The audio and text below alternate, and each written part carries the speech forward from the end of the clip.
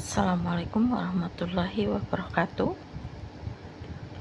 Indriati Mu'alafah Channel akan memberikan ulasan mengenai sejarah bangsa Yahudi menyebar di muka bumi hingga kuasai dunia. Ini diberitakan oleh CNN Indonesia. Sejarah bangsa Yahudi menyebar di muka bumi. Jakarta, CNN Indonesia. Yahudi selama ini dikenal sebagai bangsa yang tersebar di muka bumi. Kaum itu bahkan dikaitkan dengan istilah diaspora yang berarti penyebaran. Saking masifnya penyebaran, bangsa Yahudi seolah-olah menguasai dunia karena terpencar di berbagai penjuru dunia.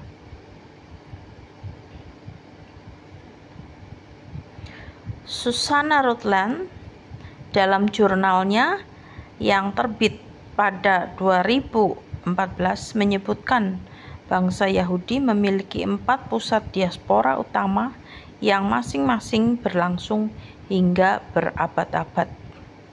4 pusat itu antara lain Babilonia, Spanyol, Eropa Timur, dan Amerika.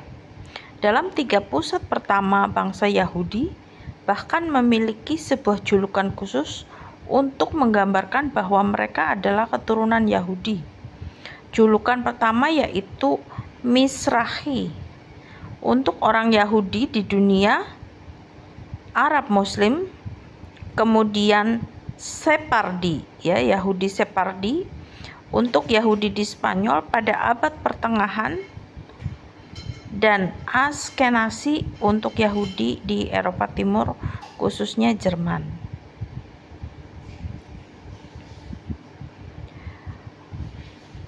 Bangsa Yahudi yang tersebar di 4 kawasan pada hakikatnya telah terpengaruh oleh mayoritas masyarakat setempat. Mereka mengalami akulturasi sekaligus integrasi selama hidup di sejumlah wilayah. Diaspora Yahudi di Babilonia dimulai sejak abad 586 sebelum Masehi. Dimulai sejak abad ke-5 sebelum tahun Masehi. Diaspora Yahudi di Babilonia dimulai sejak abad 5 atau tahun 586 sebelum Masehi. Saat itu kerajaan Yehuda ditaklukkan oleh Raja Babilonia Nebukadnezar. Para pemimpin dan bangsa Yahudi dijadikan tawanan oleh Raja Nebukadnezar. Mereka diperbudak dan dibawa ke Babilonia. Jadi jelas ya saudara-saudara bahwa diaspora Yahudi di Babilonia dimulai sejak abad ke-5, tepatnya di tahun 586 sebelum Masehi Sehingga jangan ada lagi yang berkata bahwa Yahudi baru ada di tahun Masehi Itu menyesatkan Jadi Yahudi itu sudah ada ribuan tahun sebelum tahun Masehi. Ini peristiwanya ketika peristiwa pengusiran Yahudi, kaum Yehuda karena ada peristiwa perebutan kekuasaan Jadi Raja Babilonia Nebukadnezar menawan orang-orang Yehuda Jadi menaklukkan Yahudi. Jadi jangan ada yang berpikir bahwa Yahudi ada di tahun Masehi Itu tidak tidak paham sejarah ya. Jadi jelas ya, peristiwa pengasingan ya ke Babilonia ya. Para pemimpin dan bangsa Yahudi dijadikan tawanan oleh Raja Nebukadnezar. Mereka diperbudak dan dibawa ke Babilonia ya. Jadi mereka diusir dari negaranya sendiri ya. Diusir oleh Raja Nebukadnezar ya, diasingkan ke Babilonia. Oke, kita teruskan. Kendati demikian, pengasingan pertama ini tidak berlangsung lama. Sejak Raja Persia Cyrus atau Kores ya, ini Cyrus ini bahasa Inggris, bahasa Indonesianya namanya Kores ya. Sejak Raja Persia Kores menaklukkan Babilonia pada 550 sebelum Masehi, sehingga terhitung dari 586 sampai 550 sebelum Masehi, berarti 36 tahun kemudian ia mengizinkan bangsa Yahudi kembali ke tanah air. Ya, dengar ya. Bangsa Yahudi mengalami pengusiran dari tanah airnya sendiri. Akan tetapi bangsa Yahudi menolak dan memilih tinggal secara sukarela di Babilonia. Nah, kemudian sejak tahun 550 sebelum Masehi hingga 515 sebelum Masehi, kira-kira 35 tahun kemudian, Yahudi kemudian membangun bait kedua yang diresmikan sebagai periode persemakmuran kedua Yahudi. Pada masa ini, pusat diaspora kedua Yahudi juga muncul di Alexandria, Mesir. Pada abad ke-1, sekitar 40% penduduk Alexandria merupakan orang Yahudi, seperti dikutip di Britannica. Ya, kita teruskan. Diaspora Spanyol. Orang Yahudi juga tercatat tinggal di Spanyol sejak masa Kekaisaran Romawi. Setelah dua pemberontakan besar pada abad pertama dan kedua Masehi, banyak budak Yahudi dibawa ke Roma. Namun, komunitas lokal Yahudi dengan cepat membeli dan membebaskan mereka. Kita teruskan.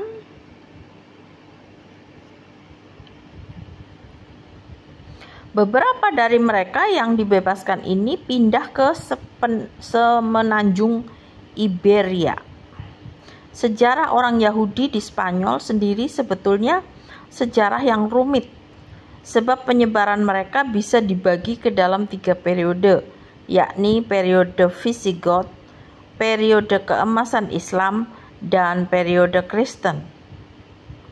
Bangsa Yahudi di periode Visigoth hidup dengan damai, terutama pada abad ke-5.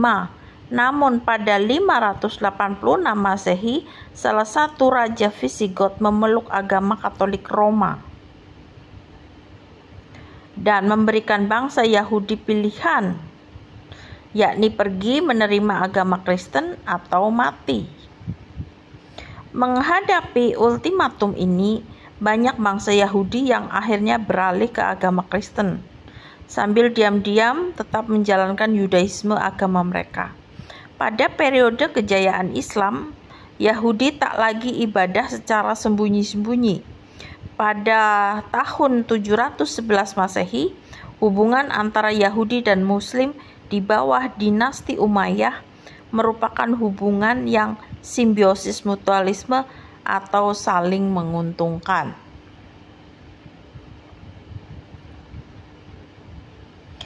Periode Kristen juga merupakan saat-saat di mana hubungan Yahudi-Kristen saling menguntungkan. Namun sejak akhir abad ke-14, situasi Yahudi memburuk di Spanyol. Terjadi kerusuhan di mana bangsa Yahudi dipaksa memeluk Kristen. Meski begitu, mereka tetap menjalankan Yudaisme namun secara diam-diam.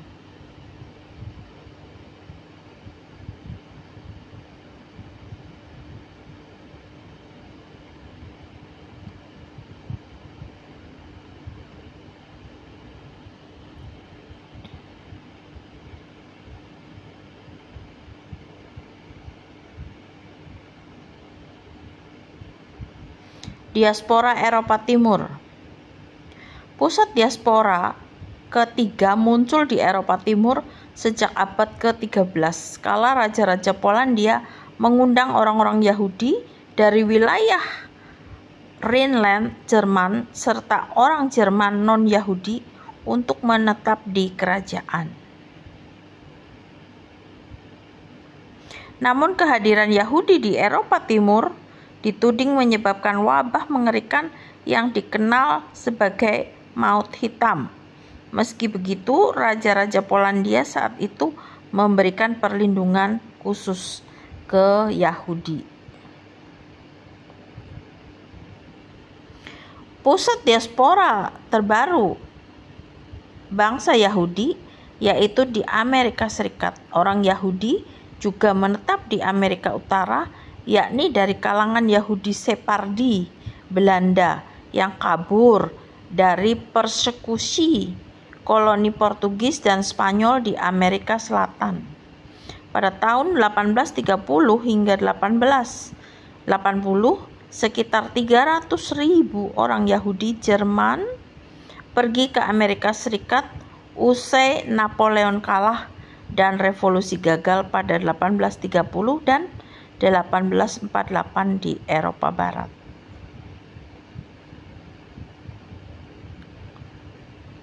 Kemudian pada rentang 1880 hingga 1924, lebih dari 2 juta orang Yahudi Rusia tiba di pantai Amerika. Pada 1950-an, populasi Yahudi di Amerika telah meningkat menjadi 5 juta.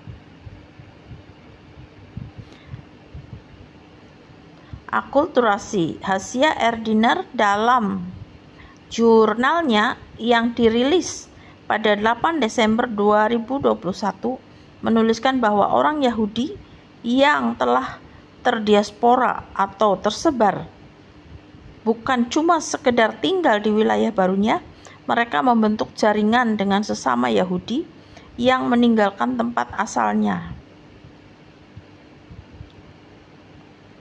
Setelah membentuk jaringan, mereka sama-sama mempertahankan ritual keluarga, praktik liturgi, preferensi makanan, dan melabeli diri sesuai dengan tempat tinggal mereka sebelumnya.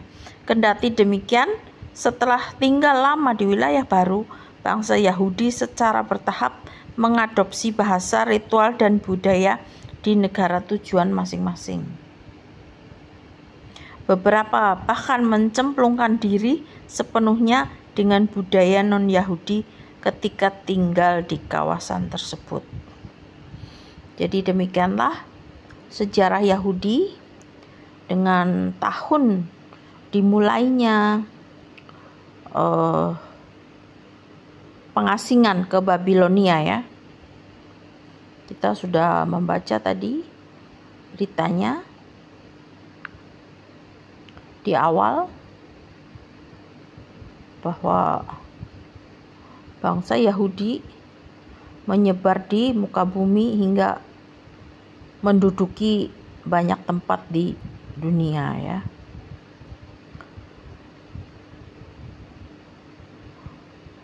Kita lihat kembali diaspora Babilonia. Diaspora Yahudi di Babilonia dimulai sejak abad 5 sebelum Masehi ya. Jadi sebelum Yesus lahir ya. Sebelum ajaran Islam ada ya. Sebelum Islam ada, diaspora Yahudi di Babilonia ya, tahun 586 sebelum Masehi. Saat itu kerajaan Yehuda ditaklukkan oleh Raja Babilonia Nebukadnezar ya. Jadi ini saya ambil dari berita sekuler ya, bukan dari Bible, supaya kita semua mengetahui sejarah bahwa kapan sebenarnya Yahudi ada ya. Nah, ini nanti akan berseri. Saya akan menyampaikan terus bahwa kapan ya bangsa Yahudi ada.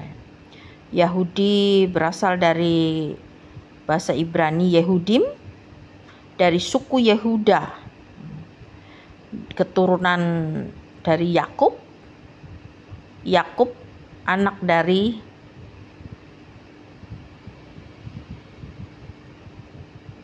Ishak ya. Jadi Abraham mempunyai anak Ishak dan Ismail, dan Ishak mempunyai anak Yakub dan Esau ya. Yakub disebut Israel, mempunyai anak 12 suku Israel ya. Jadi 12 suku Israel, ada satu suku namanya Yehuda. Kemudian dalam bahasa Ibrani dinamakan Yehudim. Orang-orangnya adalah Yahudi, dan agama yang dianut oleh orang Yahudi ini salah satu dari 12 suku Israel. Agama yang dianutnya adalah Yudaisme. Nah, demikian tadi sejarah bangsa Yahudi yang sudah saya sampaikan, kiranya dapat bermanfaat. Wassalamualaikum warahmatullahi wabarakatuh.